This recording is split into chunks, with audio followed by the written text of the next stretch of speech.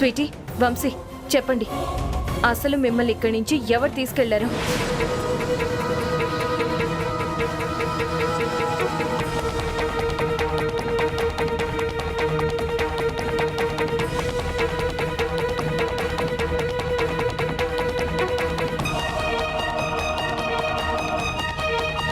Sweety, Vamsi, చెప్పండి, ఎందుకలా మౌనంగా ఉంటారు?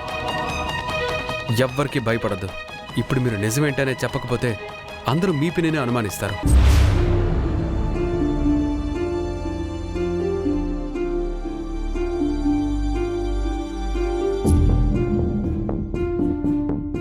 బాబాయ్ మమ్మల్ని ఇక్కడి నుంచి తీసుకెళ్ళింది పిన్నియే.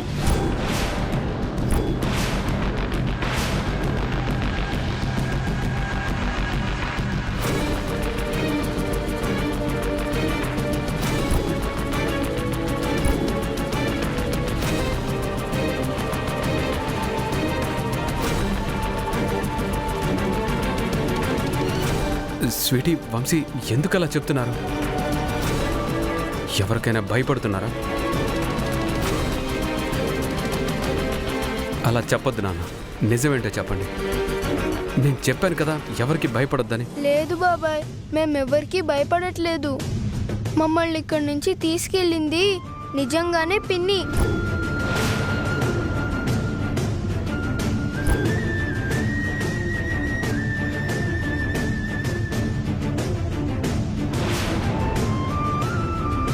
స్వీటీ, వంశీ, నేను మిమ్మల్ని తీసుకెళ్ళడం ఏంటి? నిజం చెప్పండి, ఎందుకు ఇలా చెప్తున్నారు? ఝాన్సీ, ఇంక చాలా ఆపు.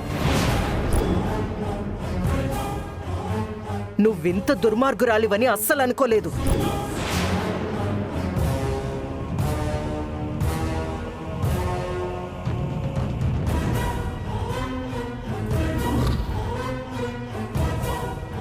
చిన్నపిల్లలు దేవుడితో సమానం. వీళ్ళు అబద్ధం చెప్పరు. ఇప్పటికైనా చేసిన తప్పు నొప్పుకొని నీ మీదున్న గౌరవాన్ని అంతో ఇంతో కాపాడుకో. లేదు మేడం, నేను నిజంగా పని చేయలేదు. ప్లీజ్ మీరైనా నన్ను నమ్మండి. ఝాన్సీ, నీ నిజస్వరూపం ఏంటో తెలిసిపోయిన తర్వాత కూడా నిన్ను నమ్మడం ఎలా? చేసిన తప్పుని ఒప్పుకొని పశ్చాత్తాపడతావు అనుకున్నాను, కానీ ఏ తప్పు చేయలేదని ఇంకా మోసం చెయ్యాలని చూస్తున్నావు. వెళ్ళు ఝాన్సీ, ఇక్కడి నుంచి వెళ్ళిపో. ఇంకెప్పుడు ఈ ఇంటి గడప తొక్కకో.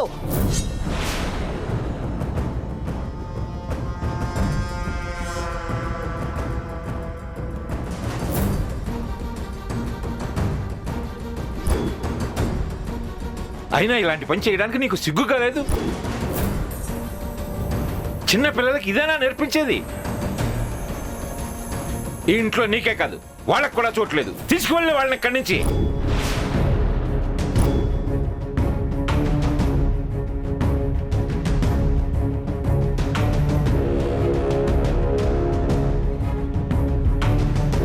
ఇంకెప్పుడు నువ్వు కానీ వాళ్ళు కానీ ఇంటి గడప కూడా తొక్కడానికి వీల్లేదు.